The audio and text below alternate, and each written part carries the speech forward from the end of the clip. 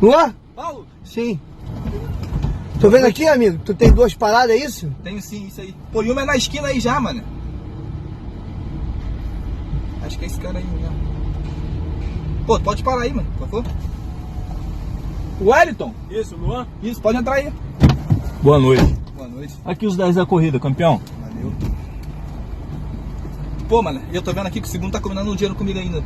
Aí, pode parar aí mesmo, assim, pô, mano. João? Luan? Entra aí. Boa noite. Boa noite, boa noite, boa noite. Boa Mexe a noite. pondilha do...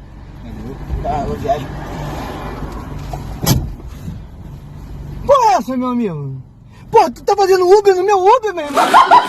Não. Assim é mais fácil pra mim, mano. Tava gastando muito no meu carro, gastando gasolina, pneu. Agora fica mais fácil, porque eu recebo, você recebe também. Eu recebo o quê, mano? Tô recebendo tua corrida, você botou 2 caras dentro do meu carro, meu irmão. Trabalhando em conjunto, irmão. Que conjunto, meu irmão? O que eu tô ganhando aqui, cara? Meu irmão, tu comprou 20 reais, 10, tá pagando 8, Tu cara. vai Mano. receber, tu vai receber. Vou te pagar a tua corrida, mano.